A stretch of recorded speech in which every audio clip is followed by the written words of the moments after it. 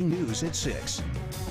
Tired of crime, a near Northside neighborhood is turning to another tactic now to help keep their streets safe. Beginning this week, Bucktown will be using armed private security guards to patrol parts of their area. WGN's Patrick Elwood is live at Damon and Armitage with more details. Pat? Well, good evening to you, Dina and Ray. Under the bigger umbrella of desperate times, call for desperate measures, Bucktown is going private with security, that is, in an effort to make this area a safer place. While crime has enveloped the whole city of Chicago, people who live and work in Bucktown are about to see a noticeable change. Armed private security guards are about to start patrolling this week.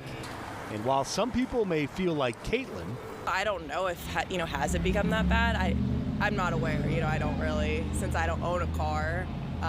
Just hearing from friends, but everybody I know has been pretty safe with that. Others, too often, have been upfront and personal when it comes to Chicago street crime, from burglaries to robberies to carjackings that claimed lives or left motorists badly hurt.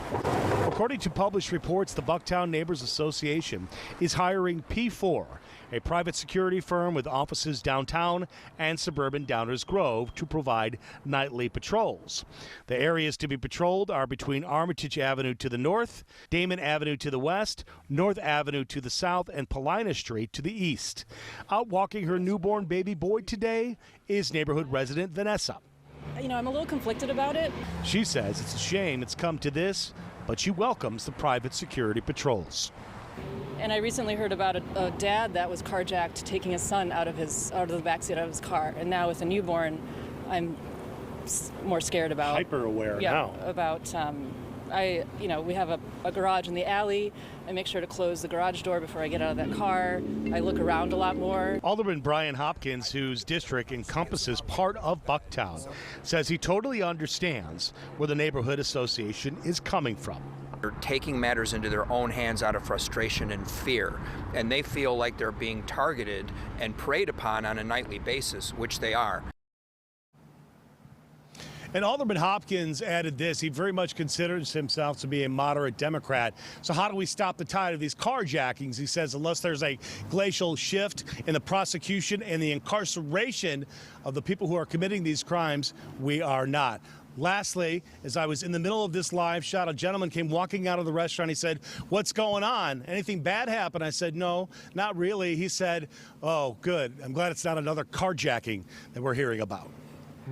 Reporting from Bucktown tonight, Patrick Elwood, WGN News.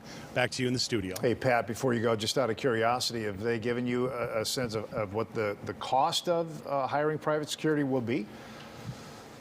No, they're being really tight-lipped about it. Don't want to give out too much information, too many details, which kind of in the big picture makes sense. Visibly, we have not seen anybody in terms of fitting the profile of a security guard from this company as of yet.